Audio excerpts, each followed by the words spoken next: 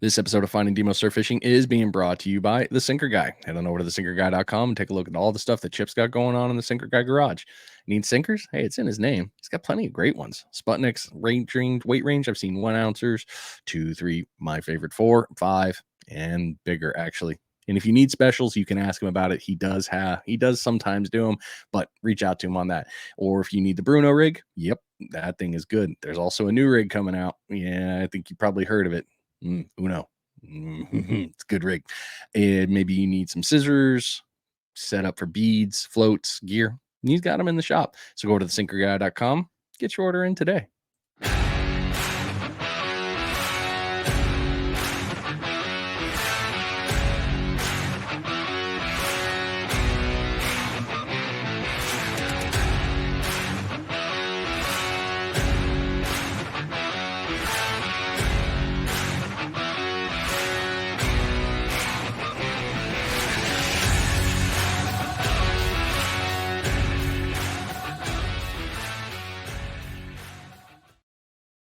Welcome back to the show, everybody. It's a new week, new episode, and we're having some fun. This week, we're taking the old digital road trip up to Virginia. And all right, so if you guys haven't figured it out by now, I very happily scroll social media. And of course, mine is fishing, cooking. Oh, okay, that looks fun. Cooking, fishing. And I've run into several great people along the way. And one of the fun parts is being the guy that will send an email out to somebody that has a fishing thing like, hey, your stuff's really cool. I'd love to talk to you about it on the podcast. A lot of times it goes unanswered, and that's okay. That happens. But there's a few times that it does get answered and it turns into shows like these. So lots of fun this week. Like I said, we're going into Virginia. We're going to be talking with Charles and Mildred. They don't have a channel per se. They do have social media and their stuff. It's so fun to watch. So without further ado, me just flapping here. Let's get in. Welcome to the show, guys. Thank you so much for agreeing to come on and be tortured. I appreciate it. Yeah, thanks for having us. Thank good you to be for having here. us. Yeah, good. Well, the husband and wife interviews, people are like, man, these are interesting. And I love husband and wife teams because you guys have to work together. And, being out there in the water after being home all day and all those pieces put, it is so much fun of that dynamic to watch that. So, and your guys' stuff is no different. I very much so enjoy watching your videos. You guys do some fun stuff together. Yeah, we have a lot of fun. It's we always said it's kept our marriage strong because we always had, like you said, after being home all day, working all day, it gives us that release. And you're just like when you're fishing with your buddies, you're gonna have a good time. You're gonna laugh and joke around, and we do the same thing. So when we go out fishing, we're buddies out there. Yes. Yeah, you guys definitely have a good communicative, good relationship when your videos. I don't see the one where it's like, yep, next one of them's going to get caught in the cast net and thrown down. I mean, you guys really do work well together. Work together. Yeah. All right. So you all are in Virginia. It's in I'm going to butcher it. Chesapeake, I think it is. Chincoteague. Okay. So you've got the entire Chesapeake Bay at your disposal, and you've got the Atlantic Ocean right there down the road, just a little hop, skip, and a jump, not far. So you've got a lot of great fishing opportunities for you both. Yeah, we have the best of both worlds. Okay, so I'm going to jump ahead in a question here that's not in here because you brought it up. So for those of you that have never been to the Chesapeake Bay in Virginia, in that area, the bay itself is a monster. It is not this tiny little thing. It is huge, and there are very long bridges for that reason. However, because I'm asking you this, what kind of species have you caught in the Chesapeake Bay? There's red drum, black drum, cobia, striped bass, Spanish mackerel, bluefish. Red drum is ultimately our favorite fish, so we love to go to the bayside and do overnight trips down at the Bay Bridge Tunnel or even all the way up here at Sax's. So there's a lot of really nice fish out there. Good flounder fishing. Once you get up close to the bridge, you get a lot more stuff like the sheep's head around the bridges, triggerfish, spadefish. So the Chesapeake Bay never ceases to amaze. So there you go, people. It's not just like itty bitty fishing; it's super fishing, and then you got the whole shoreline there. You can still play into the same one before the bend, whether it's the northern portion, even rocking down from the Delaware side and Maryland pieces. Uh, you've got so much availability, and there's such a great fishery. I'm so glad that you brought that up of what fish are there, because I think a lot of people sleep on Virginia and Maryland and Delaware and the Bay. I really do, that have never been. I agree. I always said right here in the Mid-Atlantic, Eastern Shore, Virginia area, we are in a sweet spot of seasonal fish migrations. So we get the red drum when they're at their biggest, we get the black drum when they're at their biggest, and we get the striped bass when they're at their biggest. So we are right in that sweet spot, as I like to say. Mildred, you seem to peek up there. What out of all those species, it seemed like the striper was the one that got you happy there. What's your favorite? Actually, it's red drum. My Okay. favorite is red drum, but I caught a few nice striper this year, so that was nice too. Yeah, we probably just had one of the better runs. We this year we had one of the better runs of big breeder striped bass that we've had in a few years. So for all the hoopla that we've been hearing about the damage to the fishery, we just had a run this year that would blow your mind. Yes, it was phenomenal. And that's not weird. That's not trolling for them. That's all bait fishing. So, it's sometimes I feel like it's the hoopla in a way of like, oh, we had such a bad year, the fishery's falling apart, and then the next year it's dynamite, just an explosion of fish. Yeah, I mean, I grew up on the Chesapeake, so I remember the moratoriums. I remember down in the upper Chesapeake Bay where the C&D Canal is. I remember all the restaurants were staging tanks to bring in, the juvenile stripers to grow them into size and release them into the spawning grounds. And that's where I grew up, is in their spawning grounds in the Chesapeake Bay. So I remember when the stock was decimated, we used to be able to walk right out the front door of our house and just catch big striper. And when they got decimated, you couldn't even find a fish.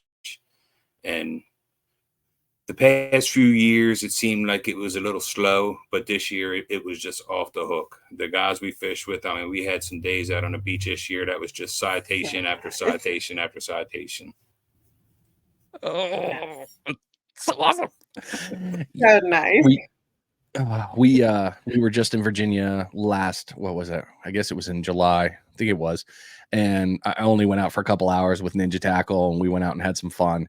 And I just watched the lines were out, and it was just up and down the shoreline. If there was sand, I was seeing rods in the bay. And I was like, oh man, everybody's really getting after it. And those guys were like, dude, the stripers and the blues are going nuts right now. Yeah, we went for sheepies because we were in a boat that day, but and I watched a lot of rods bending. It was very impressive. Yeah. So awesome. Yeah, it was quite the spectacular run this year. Yeah. So we're looking forward to it in the fall with the big red drums. And we have both. We had the striped bass and the same day and red drum. Yeah, we had a few days there where the striped bass and the big red drum running together. Yes. She had one day where she had 4 striped bass off the beach, all big breeders. One of them was a citation, and then did 3 citation red drum back to back that night. So that was on the same day. So that's very talk about an awesome day. Yeah. So that's very rare that you'll find them together. But like I say, we're in that sweet spot in the Eastern Shore where all these big fish love to hang out and eat. See, everybody, there you go. The Eastern Shore. Listen to the key things. There are certain places, but in reality, everywhere's going to work. Yes. So don't get too worried. Yeah, there is certain places. You're right.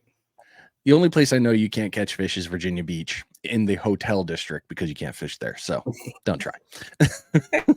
Yeah.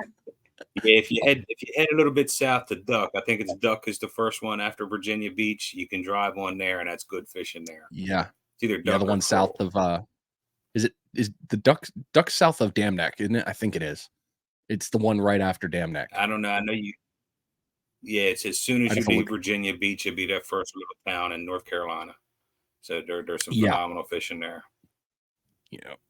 And you can just keep walking down the coast, and it just keeps getting better, because then you're into the Outer Banks game if you really want to turn a little bit, and it just continues to improve.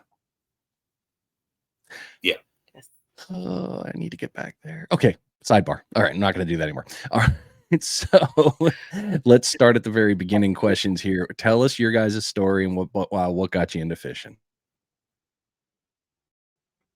So I'll let her take off Take off. after I give the introduction. So I grew up doing it. I grew up on the Eastern Shore here, so I've fished and crabbed my whole life. My father had me on a boat when I was a tiny little kid, so it's something I grew up doing and just never got tired of doing it.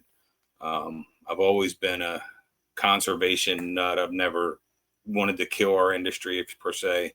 So I grew up doing it. It's a passion I never lost. The more I learned, the more I loved it. The more fish I caught, the more I loved it. Just there's nothing boring about it. Then when I met her, the world just took off for me. I had a partner that wanted to come in and experience what I experienced, and it's just no looking back. And now it's all with her, and that's what I love to do. Yeah, he got me on the boat and took me flounder fishing when we first got together, and I hooked up a flounder, and that was it. Mm-hmm. And ever since then, which is every weekend, we were fishing. Mm-hmm. And that's I started her off on small fish. I got her a 4-pound tackle pole. We'd use jig heads, little pieces of cut bait, and just let her walk the sandbars and whatnot. And she would just have a field day on little flounder and croaker and whatnot. And those fish on 4-pound tackle is pretty fun. And that's how she started, and she just progressed from there into bigger and bigger fish. And now she's caught fish that I could only dream of. Yeah. Boy, did he regret that. No regrets, not even a little. See that's the thing No. right there. That's the thing, you guys. You how many married couples do we all know? And this isn't a mental health show or anything like that, but I mean, how many couples do we know that won't do things together like that? And you guys have found it and are working it together and are having a blast in doing so. Yeah, I always said it's the best thing I did was put the fishing pole in her hand. I grew up doing it. I caught a lot of great fish, and when we met, I wanted her to love the same way I loved it. And the only way you're gonna love it is if you can actually do it. So I took the pole out of my hand, put it in her hand, and transferred my knowledge, and she took right to it like a fish in water. And she learned it. She learned how to tie her own rigs and cut her own bait and throw a cast net and do everything. And now she's a local legend. Perfect. Okay, so being up there, what type of fishing do you all like to do now?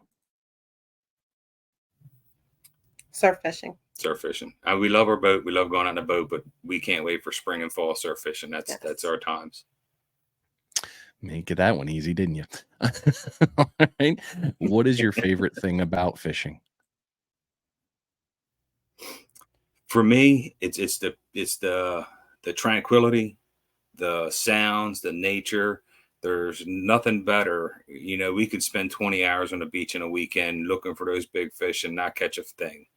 But we got to see the most beautiful sunrises, the most beautiful sunsets, the moon at night, the stars. When we see Starlink flying by, we always say we get to see the most beautiful things. Yes. And for me, it's the competitive side of it. I'm always chasing now that personal best and learning and just learning the water, just being out there. Mm-hmm. And we compete with each other. We keep count of our big fish throughout the year. We compete with each other to see who has the most at the end of the year. So it's a competition for us. He's up 3 this year. I have to work. So when does your guys do you do calendar year to calendar year sort of deal, or do you do a season to season? How do you do it? So we do a spring. So we work off of migrations. Your fish usually come in the same time every spring and roll out the same time every spring. We have certain dates, tides we like to follow that coincide with sun ups, sundowns. So it's not necessarily a specific date. We wait for certain water temperatures, like on the beach here. If I can get 50-degree water temperature, 55-degree water temperature, I'm starting to soak bait. And then the fishery that's around you. So we have the whole Chesapeake Bay side over there. So we know when those fish have swam past the beach and entered the bay, to start their spawn. And we know when they're coming back out of the bay to swim back up the beach. So we can kind of target that by knowing what we know on the bay side. So it's not in the spring, the fish aren't always there. They're swimming past us to go spawn, and then they're going to turn around and swim back. So it's really important to know year after year what those times are. For us, that first 3 weeks of March is a good time to start your black drum fishing, and you'll stay on black drum up until mid-April. Mid-April comes around, then you want to start changing your baits up so you can catch black drum or striper. Mid-April through mid-May, you're just on fire with striper, red drum, and black drum. Yes. So. Well, you guys jumped ahead on a good answer there. Jeez. But I mean, that piece, right? No, it's good you did, because, it shows me, and I think anyone else listening to this and or watching it, it's so important to know your timelines and having notes or going something to go back to and say, hey, look, on this date of last year, this week was hot. The year before it wasn't, but it was this. Yes. Yep.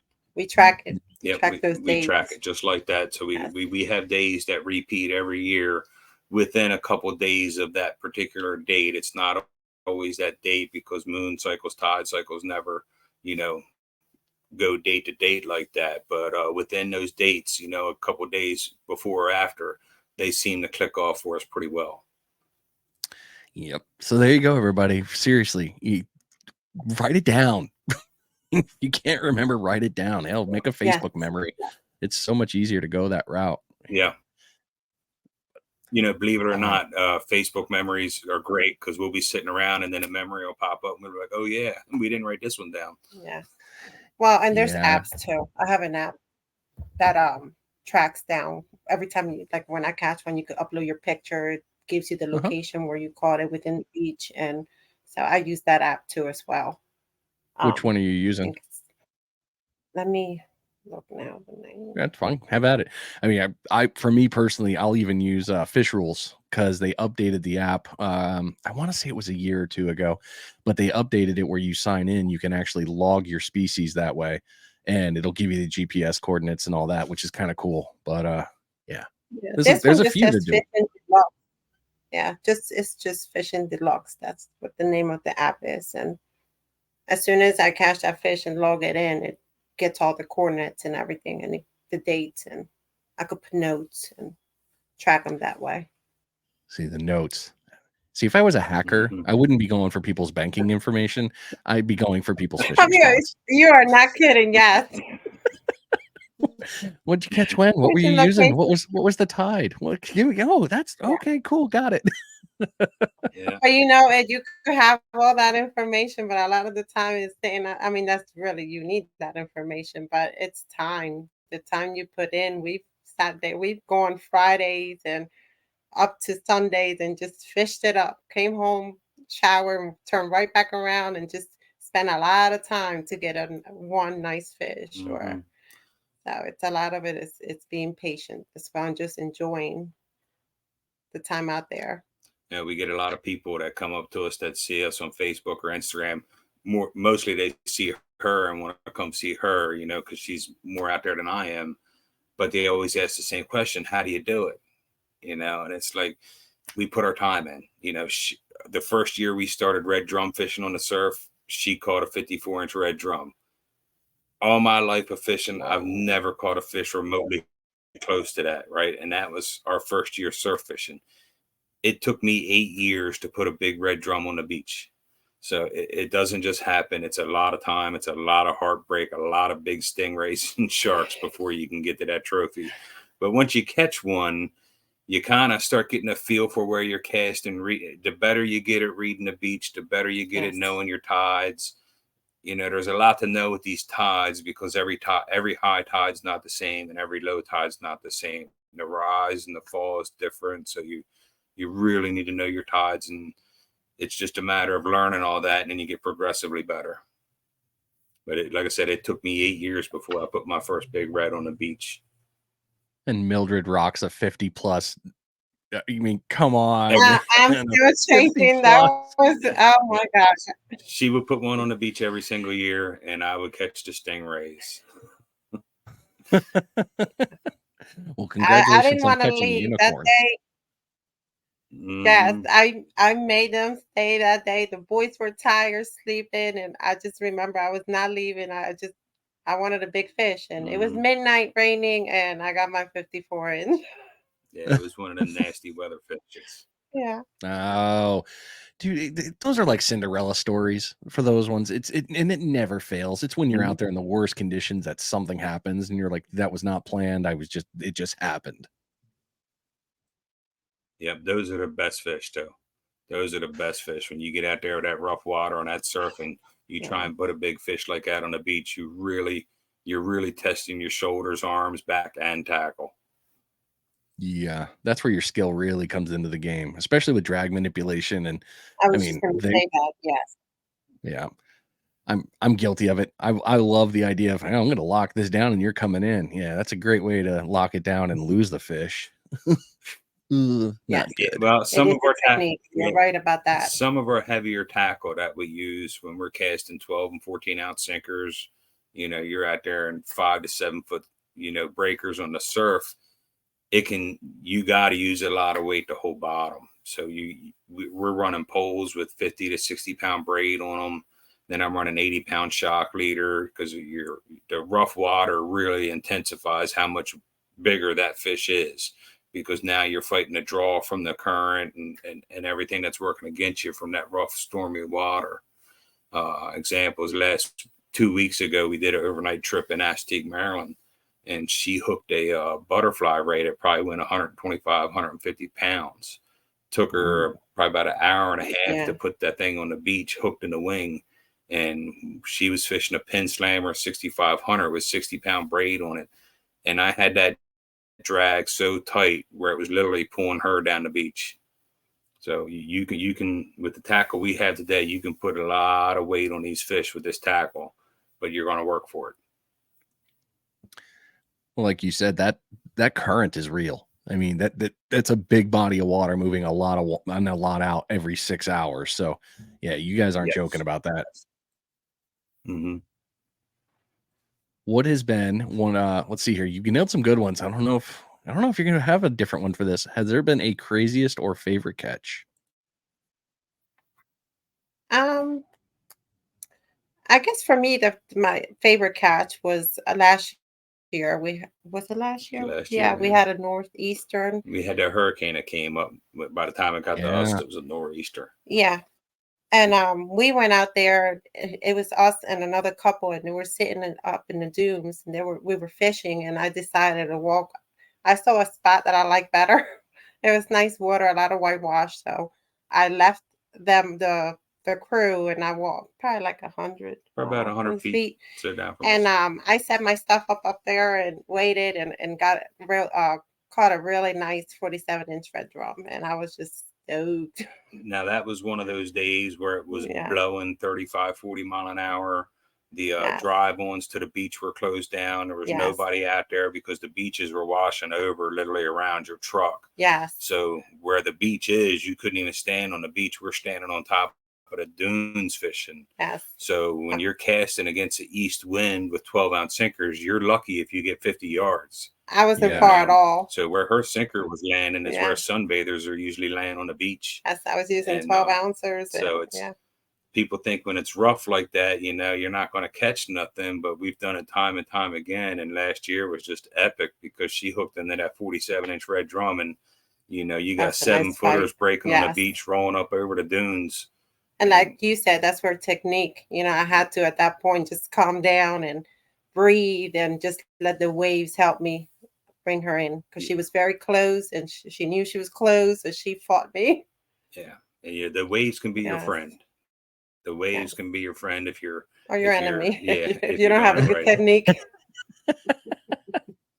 You said something really great, and we're going to knock out a bait check real quick, but I want to bring that up because no one else has really brought this point to the podcast, really. I don't think ever, but we're going to talk about it here in a second. Yep.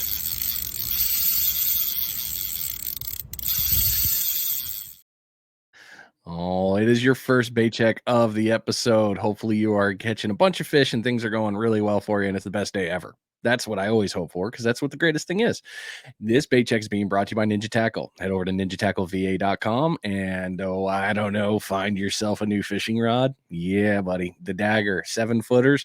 Love them for the kayak. Love it for the inshore. Love it for the surf. Love it for the boats. I love it all in general. That 7-footer is one of my favorite rods to throw, all the way from 7 up to 13 foot. Great rods, great stuff. Matt has really done some amazing things with these rods. If you need reels, hey, he's got them in there too. Accio setups. If you're into that kind of spooling throwing, I'm not. That's not my jam. I'm a spinner guy. Sorry, I can't get into the other ones. I bird nest them. If you need rigs, he's got a whole gambit of different style rigs that will work no matter where you're fishing, whatever fishery you're in. Bluefish, redfish, black drum, pomps. All of it got you set up. Or if you have firearms and into firearm accessories, Matt's got you covered there too. Ninja Tactical. Yep. Optics, Glock accessories, AR accessories. Got it all covered. NinjaTackleVA.com. Yeah, it's good. And he's not far from you guys. He's just up the road a little bit. That's always fun to go back and see him. All right. So you brought up the calm down. That is one of the hardest things, in my opinion, when it comes to fishing, is turning the adrenaline down. That's a hard thing to recover from. It is. Have to breathe and just calm down so you can bring her in. And it really is that first couple minutes or that first minute or so of that hookup is so important, because when you're on the beach and you're fishing for these big fish, I'm sure you've seen the posts where fishing poles get drugged down the beach into the water, and because somebody had their drag too tight. So we fish a really loose drag. So I see a lot of people, as soon as they catch that fish, they don't crank that drag down because they're scared their line's going to break. So you got to have faith in the tackle you're using to be able to crank that drag down, to be able to pull that circle hook back and set it. Because a lot of times these drum, or the stripers or the black drum, they're moving so fast that hook's not going to set itself. You got to put some weight on that fish. And to be able to do that, you got to be able to think. You got to be able to calm down and say, this is what I need to do. Because if you just hold the pole and keep that drag loose, that fish is going to stop dead in its tracks. The hook's going to fall out, and you just missed your fish of a lifetime. The other piece with drag too heavy as well is, and I think, I don't know, I'm going to speak for people and I shouldn't be, because it's my show and I can. I think when people crank it down, they also forget that is still very, very soft. And I mean, I'm sure y'all have seen it. How many times have we brought in a fish and it's got itself a nice hole? It's got itself a piercing. You go hard enough, it's going to just rip it out. And I mean, they're going to be okay. It'll heal, but you got to be careful with that too. It's an easy thing to forget. So that's kind of a double-edged sword for me, because on the one thought, I don't want to be hard on the fish and rip its jaw apart. That's why I'm very careful when I unhook these fish on the beach.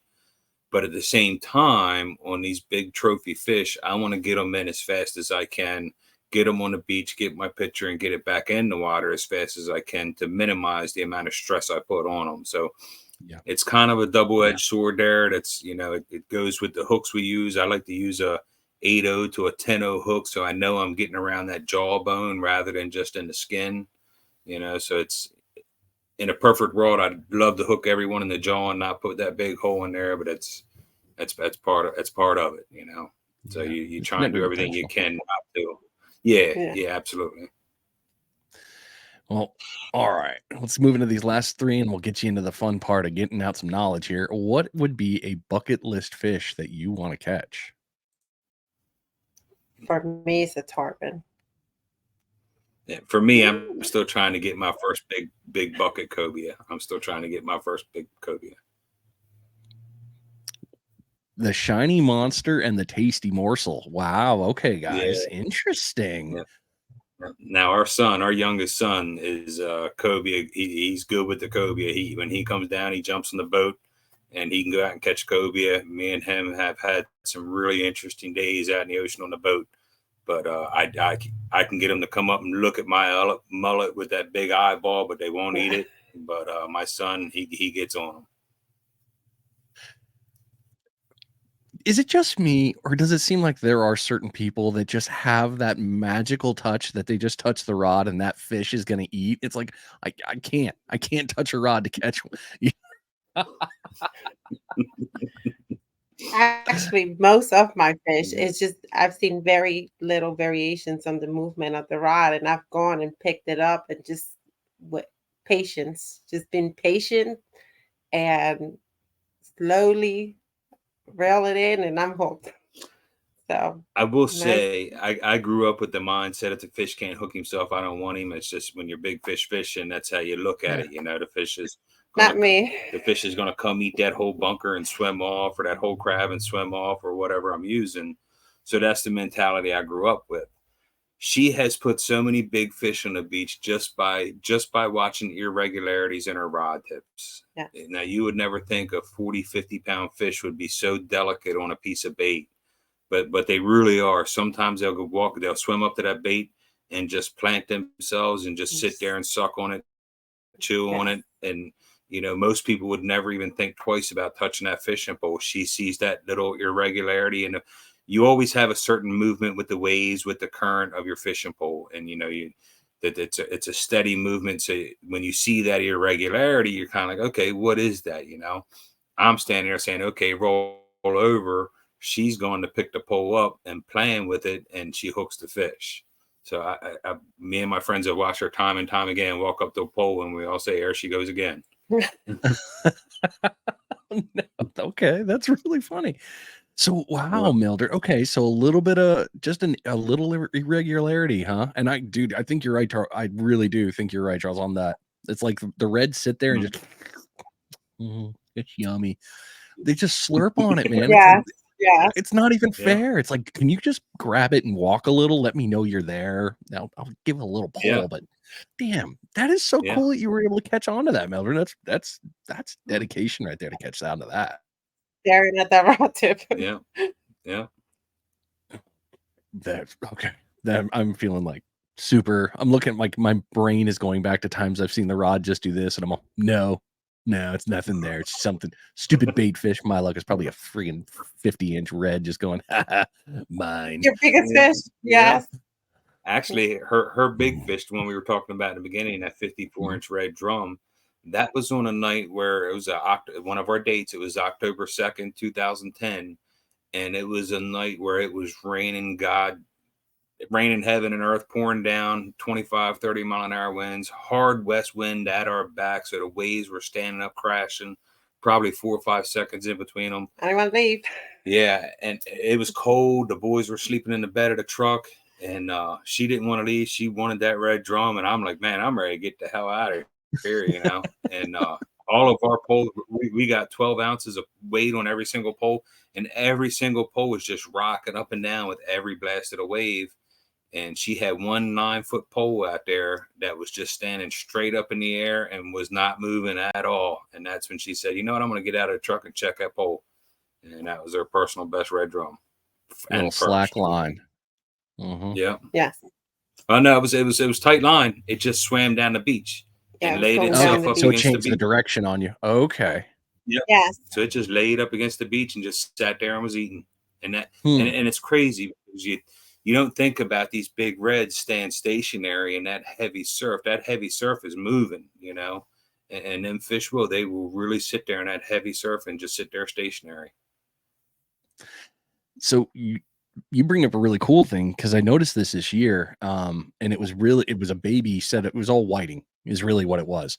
But they were sitting in the ripples and the ridges there, right up on the surf line, where the undertow normally does its pull and it does the ripples as you walk.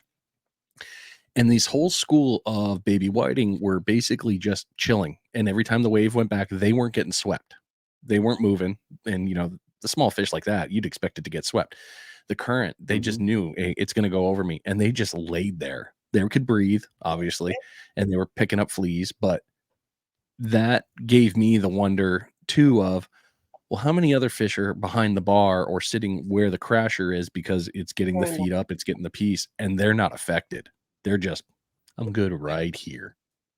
Eating. So one of the guys we fish with is an older gentleman named Gene, and he's probably pushing 80 years old. So, and he's a local legend around here, caught tons of huge fish. And when, he can't cast like he used to or fish like he used to, but he still gives raw hell. And this year, he probably put more fish on the beach than anybody, all because he can't cast as far as everybody else. So all of the big reds, the big stripers, the big black drum he caught were right on that drop off right at the break. And he probably put more fish on the beach than anybody this year because he was fishing so close to the beach. When you're casting, you naturally want to show everybody how far you can cast. You're going to heave that thing out as far as you can get it. It's just human nature. Yep. It's just human nature. So if you can dial it back and fish that beach edge, and that's part of the reason why she catches a lot of fish, because she fishes that beach edge. I'm trying to go far. I'm trying to hit the ledge. So to prevent that exact problem, I had to do something that it's happening more here, and that's thanks to Tony Fagioni of Fish Gum. He created the Runt Rod series that he's done, and it's this short little rod, and it's perfect. It forces you to fish in the first 50 feet because you can't hunk and chunk it out there. You have to stay close. And the amount of fish that we all overcast is ridiculous because we overcast so many schools just laughing at us. Yes. They're coming close. Yeah, what I do a lot to rein myself in is I'll stand up on top of the beach and cast. Instead of walking down to the water's edge, I'll stand up where my rod holders are and cast from there. So I keep myself from overcasting. And she throws spinning reels, I throw conventional. So my conventionals, to cast them, you really got to put a little bit of effort into every cast just to launch it out there. So you're always going to kind of get a further cast than you would with a spinning reel. So I'll back myself up on the beach, so I'm not overcasting. I can still cast far, but I'm not overcasting because I'm standing up higher on the beach. Yeah. And we run heavier equipment. Yeah. And we run heavier equipment because we typically like rough water. We like rough water. We like wind. I love a 3 to 4 foot break on the beach.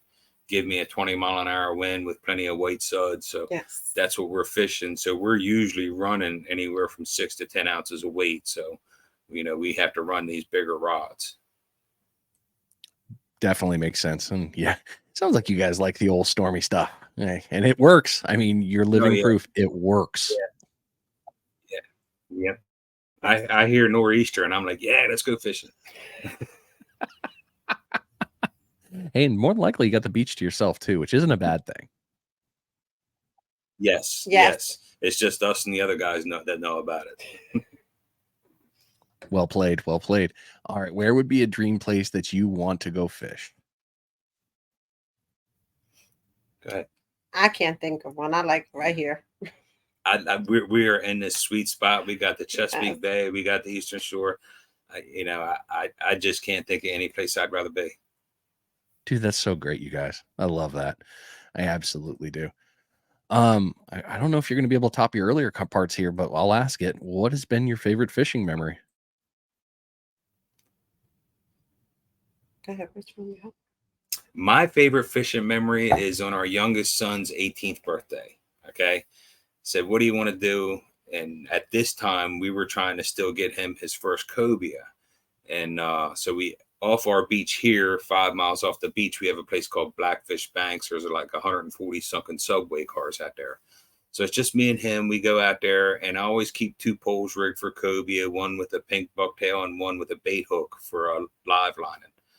Always go out with fresh spot, live mullet or live spot. We get about 6 miles off the beach. We're out there drifting for flounder, and I'm looking back at the beach, and I see this big wall of white just come out of the water. Instinctively, I'm thinking that's a manta ray. And my son says the same thing, and I know that cobia love to swim with manta ray. So we reel everything up and beeline it to where we saw this fish at, and sure enough, it was a manta ray as big as our boat. It was just gigantic and had 3 huge cobia swimming right on its back. Oh. So my son, I said, grab that bucktail and pitch it over there. And he pitches it over there, and it lands right on top of that manta ray. Manta ray didn't budge. So he pulls the bucktail off. The bucktail, it's a 4-ounce bucktail. So it goes straight down really fast all three cobia in unison roll off of this manta ray's back, and it was just the coolest thing you see. As soon as they rolled off that back, that 47-incher went down there and ate his bucktail, and it was just a fight of his life. So that was his first cobia, and just the way we found it, saw it, experienced it, was just, to this day, one of the coolest things I've ever seen. Wow. Yeah, that would be awesome. Oh. It was pretty cool. Mildred, you got one? I do actually. I have that last year. I was fishing. I took a week off work, and I fished every day. I was out there sunrise to sundown, past sundown. It was her mission to go out and catch a solo trophy red drum. Yes, and I did. At the last tail end of the vacation, I was exhausted. I got tired. I was reeling in so many skates and sharks and just fighting through a lot of other fish. And I ended up hooking a nice drum at the end of the camp by myself. And it was nice. She got the trophy red drum, beached it by herself, got her own picture, and released it by herself. And, quickly too. Yeah, no greater feeling. Yes. So that was her first time ever landing one solos. Yeah. I was excited. I bet. I mean, I can only imagine. I can go through my brain and just find so many beautiful memories of just things we've seen, whether it be going out tog fishing in November and having a school bus sized whale pop up next to the boat, or the giant 500-pound sea turtles, or, we've actually had tarpon out here. One year we were shark fishing in a school bunker and got ran off by a big 5-6 foot long tarpon, which is a rarity off of our beach here, but nonetheless amazing to see. That had to have been, and you, like you said, you've been a lifelong angler, and you guys have been doing this stuff together since you said 2010, so I mean there's probably a little bit more time in there. You guys have been doing this together 23 years. 23 years. Yeah. Rock stars. Way to go. Good job, man. So you guys being together this long and fishing together since the beginning, y'all have had to, you've seen so many great things and you've built so many memories, and that's phenomenal, guys. I mean, kudos, bravo, every other good word. That's amazing. Great job. Thank you. I love it. Thank you. Thank you.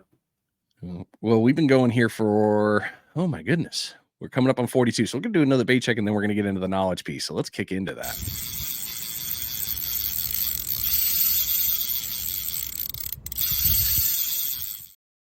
It is your second bait check of the episode. Hopefully you caught a bunch of fish already and you're already just listening to this on the way home. You're hanging out. Things are good. This bait check is being brought to you by DS Custom Tackle. Go over to dscustomtackle.com. And if you need to get, supplied with floats, they got you. Rigs? Yep. All day. That's an easy one. Tips, teasers, so many different things on the website, and they are definitely out there increasing more things. They've got Barry's rig. I love it. It's got the sand flea on there that glows in the dark. Not a bad deal. They've got a whole bunch of other cool floats and other pieces that are coming to the site. You need to go look at it because I can't list it all. So many great things. dscustomtackle.com. Lots of good stuff. All right, guys. So we're going into the fishing tips, tricks, and knowledge piece here. So let's get right into it. How do you plan your fishing trips?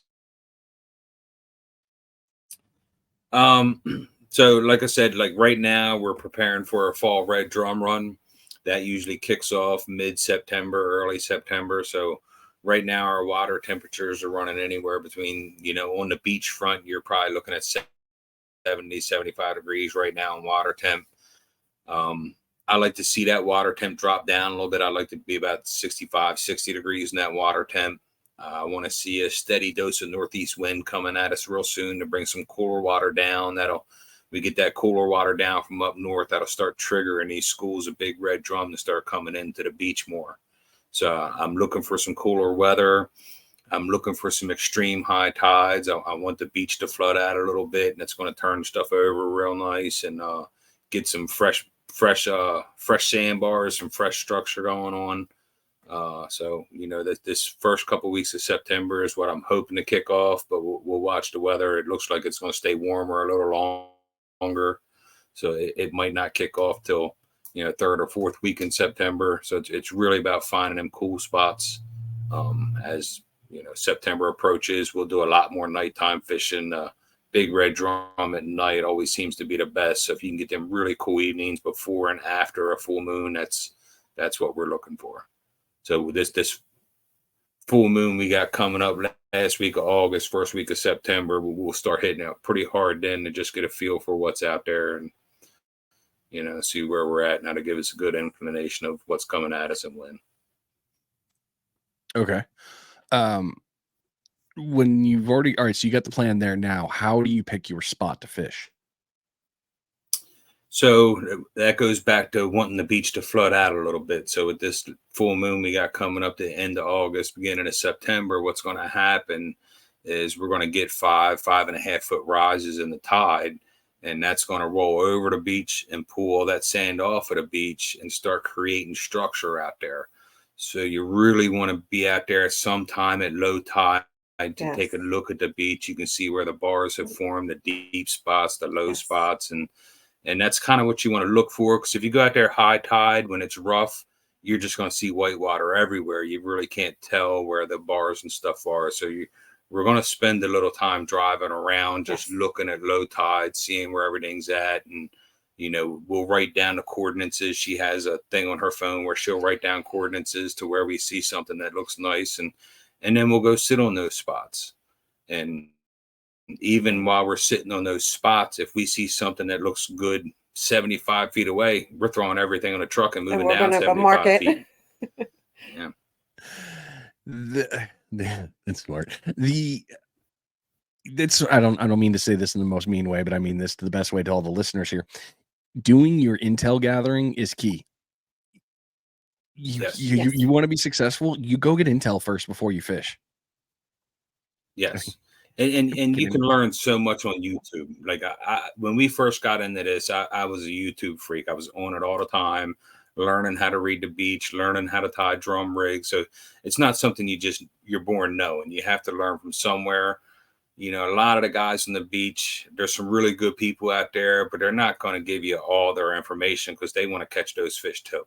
Right. So they're not going to give you everything they know. They'll give you enough to go out there and be dangerous and hopefully not catch the fish he's looking for. So you want to do a lot of research. You want to learn how to read that beach and go out there prepared. When we have people that come up to us and you can tell they're prepared, you can tell by the rigs they have, the equipment they're using, and just the way they're talking about what they're doing, and they ask for a couple of tips, that's fine. But you have a lot of people come out there that just stopped at the bait shop on the way out, bought 2 9-foot surf poles, and they pull right up next to you and say, "Hey, what do I got to do?" Well, I'm not going to tell you everything. What you got to do is do start some over research again. And learn at the same. Yeah, yeah. So research is key. It's fundamental. I mean, if you want to be successful in anything, you got to learn it. And this is, even this conversation piece. I mean, I picked up already a great couple things from you guys just for this that I know I'd use here. I know I'd use it up there in Virginia when I come up. But you have to be willing to invest yourself in the knowledge piece. If you think you know it all already, then teach us. If you are the Grand Monkey King Poobah, cool, we're all for it. Just teach us then. But there's always something you can learn to be better. All the time. I learn stuff all the time. I never stop learning. And you can learn so much by paying attention. Like when we first started doing this, we would go out on the beach. I know from my years of fishing that you don't just like people coming up and asking you for all the information you took years to acquire, right? So you can sit on the beach and just watch other people fish. You can see where they're casting. You can see what they're throwing. You can see the equipment they're using. And you don't have to ask them a single question. You can just sit there and watch. And you can learn so much by doing that. And for me and guys we fish with, they appreciate that a lot more because they see you sitting there investing some time and not just coming out casting over their lines. You're actually sitting there trying to pick up what they're laying down. There's always that one too. It's like, can you stop casting over me? We're gonna have problems real soon. Yeah, we got plenty of that. Yes, we do. And we don't ever let something like that ruin our day. It's too much of a happy place. It's, smile and go on your way. It's okay. Tell them try casting to your left a little bit, use a heavier sink or whatever. You just try not to let it get the best of you and don't ruin your day. Because you just let somebody who's trying to have a good time ruin your day, then you obviously weren't there for a good time anyway. No, very true. All right, so you've nailed into the pieces with the spot, and let's talk about the gear, but we're also going to talk a couple different things here. You've already really discussed into the moon phase. You brought up the full moon being a primary there. What else with any other moon phases have you noticed is, it's okay, or I don't want to play with those? So at peak full moon, we don't do very good at the peak full moon. It's the before and after of the full moon that seems to be the best for us. So that peak full moon, just something about it, it doesn't seem to produce. But that before and after of the full moon is just the cat's meow. Nice. Okay. So avoid the full. All right. Now go ahead. I'm sorry, Mildred. No, I was just thinking. I can't think of any other moon cycle. Yeah. No. I like the winter time. Yeah. I hate the full moon. I mean, I could say that, but then, I bring up my buddy, Blake. He talks about from Real 30A. He starts talking about full moon. He's like, dude, it's the best fishing ever. And I'm like, I can't catch a damn fish on a full moon. He's got like that magical voodoo he sprinkles on his rod. I'm like, no, I can't. No. Yeah. Well, the nice thing about a full moon is you really don't even need to wear your headlamps. You can be out there in the middle of the night and everything is just lit up so beautifully. And the before and the after, once you get that full moon out there, it's really just way too much light on the water with the full moon. So if you can get the upside or the downside, that's what you're looking for. So if you're going from that small crescent up to the full moon and then back down again, that's really what you're looking for. It's kind of the same principle as we don't like it when the shark fishermen are out there at night because they're using their big halogen bars and their headlamps and it's like a disco out there. So you want as little light on that beach as you can get. For what we're talking. Right. Yeah. Okay. That makes a lot of sense. So let's talk about the rigs and the setups there. So you guys, like you said, you're using some big stuff. So talk to me about the rigs that you like to utilize. So we like to use a fish finder rig. Instead of the actual fish finder, I just like to use swivels. It's a little smaller, a little less restriction on my casting. So it's basically a modified fish finder rig. I don't remember what the rig's called, but there's a rig that was popular in North Carolina that they required them to use down there for catching a bull red drum so they wouldn't swallow the hook. And it places the sinker like 2 inches away from the hook on that fish finder rig. So when the drum eats that fish head or fish body, it's less likely for him to swallow past that 8-ounce sinker, if you know what I mean. So we like to fish a tight fish finder rig. And then on top of that, we also do a single hook dropper loop rig as well. We can just adjust the height of that dropper loop to get us up or down in the water column a little bit. I've had equal success on the dropper loop rigs. She swears by the fish finder rig. So it's really on preference and, And I think the time too, because like in the summertime, I use shark rigs. Yeah. And in the summertime, she's using a wire rig. Yes. So, and I catch drum on that. She catches drum on them shark rigs as well in the summertime. But if you were to take that same rig out there in the fall, you're not going to catch a drum. It's in the summertime, the fish are riding up a little higher in the water. They're moving a little faster. In the fall, once that water temperature starts going down, they're riding nose down in the sand. So you want to be tight to the bottom. You just nailed a super secret rule right there that people don't think about unless they've been fishing a long time. I almost don't want to say anything because I know what you just said, and I'm like, damn it, that's such the weird thing. Just don't say it. All right, if y'all are smart, hit back 30 seconds and listen again. Listen closely. Right. That part right there is easily forgettable for so many anglers. It's way too easy to overlook that one, and you're only the second person to talk about that section. The other one was Noel, and he nailed it. I was like, not gonna say nothing. I heard it. I wonder if anyone else did. So good point. You know, a guy who's a really good friend of ours who is teaching us a lot about the Chesapeake Bay side fishery over there. Is just a phenomenal captain and fisher. We met him on the beach one day, and me and her were just having one of those days where it was black drum after black drum, and just everybody on the beach is looking at us saying, "Man, I wish I was them," you know. And he came up to us and said, "What am I doing wrong?" And I showed him the rig we were using, and you can tell when people are out there to fish. So I didn't have problem giving this guy information. I showed him the rig I was using, why I was using this type of rig, what I was using for bait, and why what I was using that bait for, the reason I used that particular bait. And he took that knowledge, went back to his truck. Me and her went home with our limit of fish, then came back out for the night bite, and he put 7 fish on the beach. 7 big black drum on the beach. So it means a lot. Yeah. And yeah. Nope. I'm leaving it alone. So let's talk about bait, because Yes. you brought it up. What types of bait or lures do you guys like to use? So on the surf, we're all bait, no lures unless there's Spanish mackerel around, then I'll throw a spoon. But for these big fish, we're fishing all.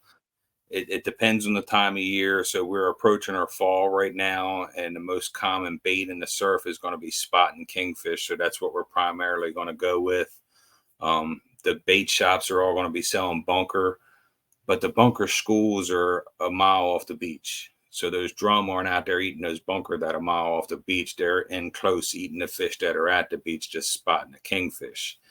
And it's not the same bait you'll use all year long. So like in the spring, when we first start fishing the spring is probably my favorite because of the way we go through our bait cycle, right? So in March, there's not much bait around. The crabs haven't come out of the mud yet, but we're ready to catch black drum. So we're going to start off with sand fleas because they're the first thing that's going to start coming up in the surf. By the middle of March, end of March, the blue crabs are starting to come out of the mud. And the first crabs you get out of the mud are usually the female sooks. Right. And so that's going to be our first bait to go to in the spring after the sand flea. And that's going to catch the sand flea, and the sook female blue crabs are going to catch all of our black drum. By the time we get to the middle of April, we start getting peeler crabs. They start becoming available in the bays. So then these fish, the stripers, the black drum, start changing their feeding patterns from sand flea and sooks over to the peeler crab. You would be hard pressed come mid-April to catch anything other than a peeler crab. So then that's when we'll switch to peeler crab through the middle of May, and then that pretty much seals our season right there in the middle of May. So one of the cool things that I love that you just brought up, especially with that area, is this: bait changes so much in your zone, and there are so many places throughout, I mean, the whole world. It doesn't matter where you live. Bait cycles change. What you use today may not work tomorrow. And that's why you really have to know what it was. And I love that you brought up the bunker piece. The East Coast, I'm originally from New England. I'm not a very good angler from up there, so I do not claim to be. However, I do have conversations with people from back there that I've listened to that are like, dude, you can't use this at a certain time. You know, you can't just cast out a chunk of mullet and think you're going to catch a bluefish, or, you know, you can't just use this. You have to know what is prevalent. And I cheat. I mean, as soon as I catch a fish and I can keep it, I'm cutting that stomach open and I'm looking for what you got. I mean, and I'm writing it down immediately. I'm like, I want to know what you had, and I'm going to find more of. Actually, I'm going to use what you have in your stomach if I can. I've only done that twice. Didn't work out, but hey, I'll do it. Yeah, so it's really cool because we were talking about, you know, a lot of people don't want to give up too much information, right? So when we first started this fishery, you know, back in 2010, and we're fishing in the spring, and I'm watching all the locals, you know, here just banging up fish, and I'm like, what are we doing wrong? And it took us a few years to figure out the hatch, you know, what these fish are starting to feed on, what they're feeding on the middle of this run, what they're feeding on at the end of this run. And if you go to the bait shop, they're selling you bunker, because that's the most thing they can get their hands on, is they can get their hands on a ton of bunker, right? But to get peeler crab, spot, or kingfish, it's really hard to do that early in the season. And we travel for our bait. You know, we'll drive a half hour away to go get our peeler crab in the spring. But to sit on that beach and you don't really think about it because you hear these big striped bass in the bay and in the ocean, you always think of them eating bunker. Mm-hmm. But on our surf, you will never catch a striped bass on bunker. It's only going to be on peeler crab and peeler crab only in the springtime. Knowledge. Oh, all experience. Yep. Look at that. Yep. Well, actually, this ties perfectly into a new question, into your next question then. What do you do when you go fishing in a new place? Educate ourselves. Educate ourselves. We do a lot of research before we go. Drive the beach at low tide. Yep, drive the beach at low tide. We look at fishing reports to see when we want to go. So we'll most bait shops who run a website, you'll be able to go into their archive, their fishing reports, and you can see year after year when their catches were coming, when they're posting them. Now, I don't take that. I learned a long time ago that you take the dates on the fishing reports with a grain of salt, right? So if I see a lot of fish caught, if I see a lot of fish caught this week, I'm thinking they were caught 2 weeks ago. Yeah. Right. Oh, so easily. Yes. That's one of the things. Yeah, you pick up on that over time. So we do a lot of research before we go. Like 2 years ago, we did our first drum tournament down in the Outer Banks, the NCBBA, and a lot of fun, great tournament. If nobody's ever done it, it's a great tournament. It's in Newcastle, the North Carolina Beach Buggy Association down in the Outer Banks. A lot of fun. So we kind of went down there knowing the beaches. We fished there previously, but didn't know the migration pattern the way we knew it up here, right? So we went down there. We fished it's a straight-on tournament, 4 days nonstop fishing. Sleep in your truck 4 days nonstop. If you can. If you can, and we did. And we went down there, and all we caught was sharks. Big sharks, but nonetheless, all we caught was sharks. But we looked at all the fishing reports after we were done, and you could see that most of the fish that were being caught were on a certain section of the beach north of us, right? And me knowing what I know about the Chesapeake Bay, the mouth of the Chesapeake, and the Virginia side, I kind of knew where those fish were at in September and the beginning of October. So I knew they couldn't be that far away from us at the end of October. So this year we're doing the NCBBA, and we're going to be about maybe 15 miles north of where we were in the last tournament, because our research shows that the fish are a little further north than they are where the tournament's actually being held, the base of the tournament up in that Frisco area, Frisco Avon. So we're going to be looking more towards that Salvo area. Let's see that piece right there, knowing what happens at yours and then combining it, because that's what probably 80 miles, 4 hours maybe away, 4 or 5 hours. Yeah. So as the crow flies, a little longer than that, probably. It's 4 or 5 hours. Right. Yeah. So just that distance alone, and knowing that, I mean, that piece right there with that migration, that's huge. I mean, you can't just pull that out. That is time invested in research right there. Absolutely. Yes. Absolutely. It takes both of us. Mm-hmm. Teamwork. Yep. Oh, that's it. She'll sit down and study right with me. You guys are so great. I love this about you guys. All right. Ooh, I didn't ask one question. Actually, you already talked about tides, so we can move into that, because that's why I didn't ask about it. How do you adjust your tactics for fishing when the bite isn't on fire?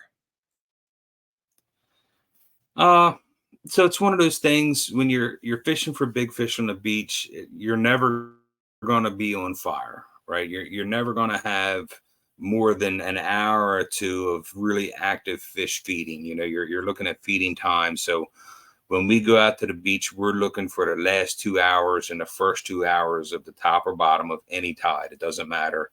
I would like to match them up with a sunrise or a sunset. But that middle of the day, in between the fishing, we're going to pack up. We're going to go throw a cast net. We're going to go sit somewhere where we can catch some small fish and get ourselves prepared for the bigger guys. Sit down, fire up the grill, eat some lunch or whatever, tie some rigs, and get ready for that sundown or sun up. So it's really take advantage of those slow times to get you ready for that hour burst when it comes. Because when it comes, it's a blast, but you better be ready, because if your tackle's not on point, you're going to walk away crying. Just thinking about it makes me sad.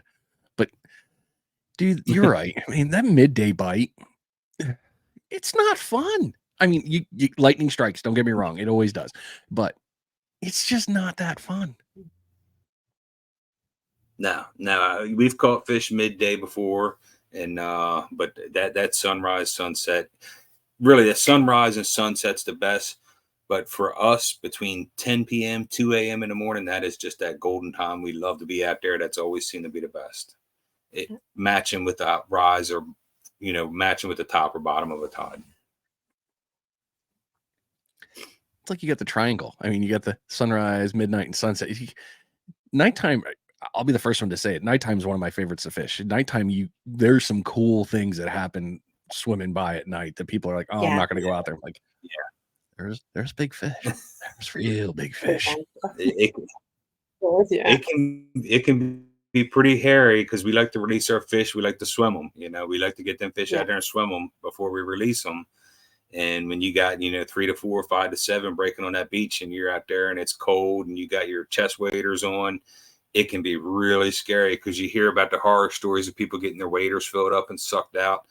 But the pride I put in releasing that fish means so much that I'm going to risk going out there a little bit and releasing this fish. So there's not a time I don't go out there that's not in the back of my head, and being very cautious. It can be very scary. Well, good on you for making sure that you take care of yourself there, because that's a true situation. We've heard it. You and I, all three of us, we've heard those horror stories. They're scary for that. Yeah, that guy that drowned in the Outer Banks 2 years ago down on the point. He was a local from around here, and he was just trying to beach a red drum. And our beaches, like the Outer Banks beaches, you get some spots where it's just a straight drop off. You walk down the sand, you hit the waves, and then it just drops straight off. And we have to think that's what happened to him. He walked down there, lipped that fish or whatever, and he just went straight down, and waders filled up. So it can happen at any time. No matter how experienced or how good you are, it's going to happen, and fast. You better be ready. Take every precaution you can, and as well as I do, you can't prevent everything. Nope, you can just try. It's the risk. That's the best you can do. Yeah. Yep. Well, we've been going here for 1 hour, and we're into the last section here, the closing questions. So before we do that, we got to do the final bait check and get you guys out of here.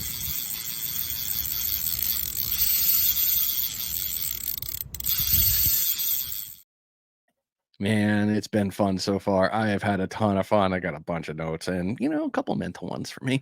Hopefully you all have as well, and you've been catching all done fish and Dell set. Now, if you hadn't, hopefully you've moved and changed up bait, because, that's kind of the easy things to do when you're having a bad day. Just change it up a little bit.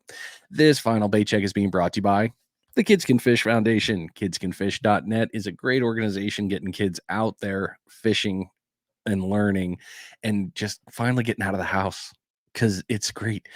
I can't help but say this after stealing it from Captain Dave. We've already got the addiction.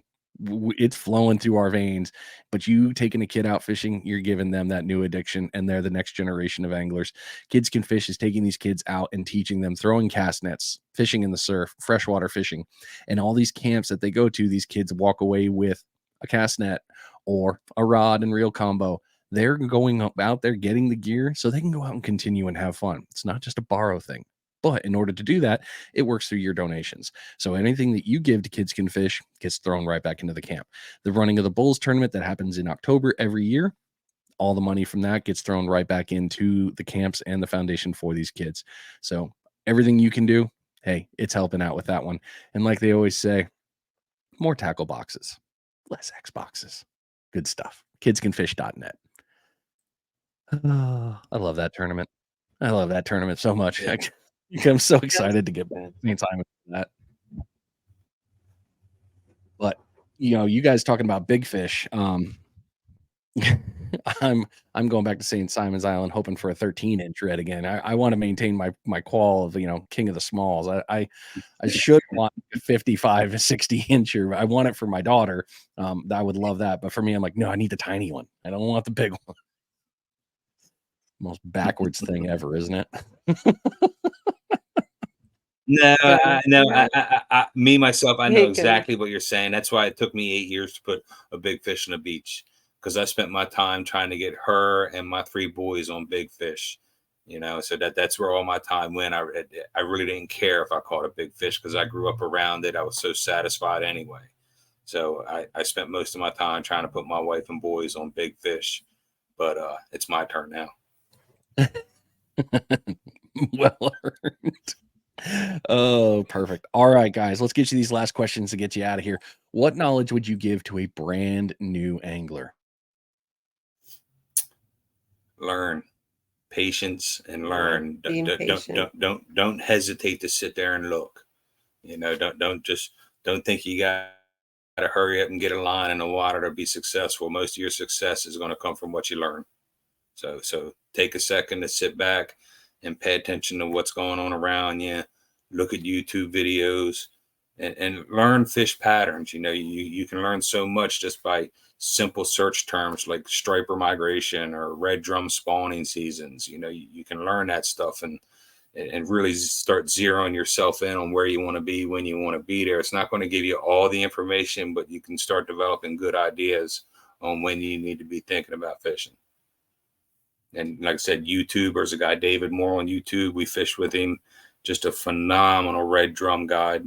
And I watched a ton of his videos, and there's just so much to learn just by watching YouTube videos.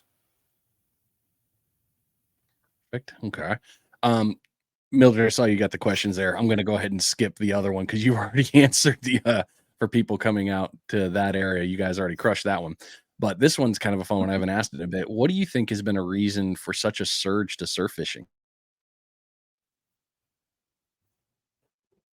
Social media. I was going to say social media. Because when we first down here saying 2010, right, we would be able to go out on this beach and it would be me, her, the boys, and maybe 4 or 5 other trucks out on our beach.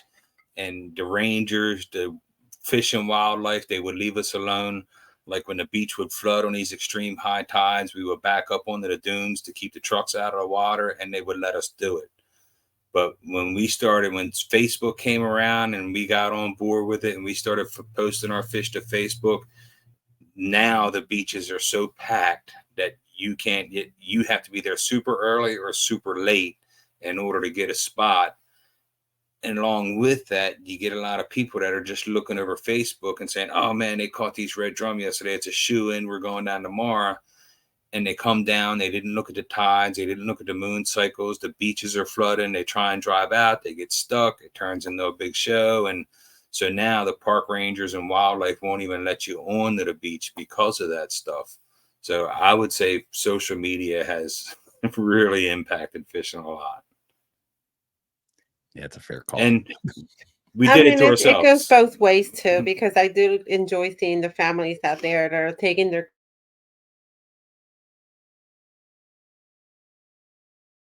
I take time to help them out. I don't. It keeps them away from the iPads from inside. So just going out there, enjoying the outdoors, and I get a joy out of that. Yeah. I'm okay with fishing that myself. I mean, I've said it in every episode that we've all talked. I mean, anyone I've talked to, we talk about kids. I mean, is there anything better than the kids smile after they reel in that fish? It's like the elation. Yes. Yeah, nothing better. Nothing. I'll never forget. There was the dad with 2 little kids, like 3 years ago, and he was trying. They were on vacation, and everybody was catching drums. We were catching drum, and poor guy couldn't hook one. So I went out there and helped him and got him tied a rig for them, and they caught a drum. I think they caught 2 actually. Mm-hmm. And those kids were so happy. They were just jumping happy.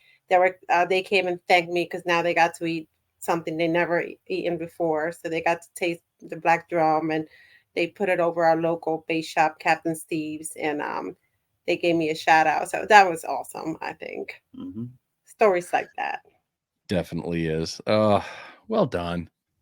I mean, that part right there, I mean, you actually took the time to actually help them, and we don't see it a lot, but you do see it. But when you do and they win, so good. I'd like to. Yeah. So social media wasn't all bad in that aspect. You know, you got your guys that are coming down thinking they can just catch fish. And then you have guys like she was just talking about that seen it on social media. And it's like, oh, wow, that's something I'd like to try with my kids. Right. And they come down. And like I said, you see them putting the effort in. You see them trying. And, you know, you don't mind helping and you want to see the best for them. You know, there's nothing better than standing back as somebody who's raised 3 boys on the beach and watched our boys do it to watch somebody else do it. Because the look on a kid's face is priceless when they pull a dinosaur onto the beach. Yeah, and I've connected with a lot of ladies from down North Carolina, Outer Banks, that are just getting into fishing, surf fishing, and they want to do it. And I just help them, let them know what I'm doing, and let them take that knowledge and catch fish and get into the sport. And it makes me feel good about it. So social media could be good and bad, I guess. Mm-hmm. Yeah. Pick your poison, right? All right. Last question for you guys, and then we'll get you out of here. What's next for you? I'm going to still be chasing that personal best. I'm not going to be okay until I catch that 55-inch red drum. But I'm always going to be chasing a personal best. You caught a unicorn at 50. You caught already. I mean, I don't know what I would trade. Well, I'd trade some stuff for a 50, but to get to that bigger, a 55 and up, or into the 60s, oh my gosh, man, that goes from unicorn to like centaur. A dream, and it's a dream, and it keeps us going. Yeah, next for me is I want to do more tournament fishing. I want to do more tournament fishing with her. I'd like to get a team together, and it's hard to find a team of like-minded people like us, you know, that somebody that wants their wife out there, or somebody that wants their husband out there, you know. It's usually all guys teams. Yeah, it's usually guys teams or girls teams, so it's hard to find like-minded individuals. So that's what I would like to see next, is a team, and do more tournament fishing. I agree with that. Very cool. Well, I hope you guys can find some like that. But like when we opened the episode, I praised you guys very much so, because I love how you are as a couple. My wife and I are very much on the same one. You know, if we start seeing a couple fighting and they're kind of mean to each other, like, yeah, it's been nice knowing you. Gotta go. You know, you slightly start to drift away, and it's nothing intentional. It's just, hey, that's your dynamic. That's not our dynamic. I can't handle that. No, we're very relaxed. Yeah, we've had friends that we really don't mess with much anymore, because all we ever heard from is, we wish we were more like you guys, you know. And that to me is, you know, that it doesn't just happen. So I don't want to hear it. You know, it's a lot of hard work to be like us. It didn't just happen. So patience, yes, that's the key for everything. Well, it's like when I was emailing back and forth with Mildred on this, I was like, hey, sorry, I was on a date with my wife. Let me catch up with you guys a little bit later. I apologize for that. That was great. Like, hell yeah, get out there. Yeah. Yes, we do it all the time. We have dates all the time. Yeah. We raised our boys. Yes. Our boys have moved out and on their own careers, so it's just me and her and the cat. And we really enjoy our time. They call us and they're like, Mom, Dad, you guys are always doing something. You guys are we love it. Because we put our time in with you. We love you, but go away. Yes. Raise them well. Out. Bye. Yep. Perfect. Well, you guys, thank you so much for being willing to come on the show. Thank you for sharing all this knowledge and information, especially that whole thing. I know you could have said no, but I'm so thankful that you did say yes. And I know I will catch up with you when I get to Virginia. I will find a way. I hope that we can go fishing together, because you guys are so much fun. Thanks for having us. Absolutely. No problem. We'd love to have you and your daughter and wife out on the beach. Yes. Sold. Thank you for Sold. Easy us. day. Sold. Yep. All right, guys. We'll talk to you soon. All right. Thank you. Oh man, I hope you guys enjoyed that, because I really did. And yeah, there's some stuff you should probably have marked on your little notepad of things to listen back to. There was a lot of them, actually. There wasn't just one or two, there were several. I've had a lot of fun with this. I'm always glad that you're here every week. Hopefully these shows keep bringing you knowledge to help you become a better angler, because that is the key of this show. I just want you to go catch more fish. And if you can learn a new way to do it, that's even better. I want you to be able to travel somewhere and be able to go, oh, wait, there's an episode on that. Hold up, let me listen and learn. That way I can take a shot at it. We all learn from each other. And if you can't get on board with that, I'm sorry, but that's how we do it. You've been listening to Finding Demo Surf Fishing. I'll see you next time. I'm out of here.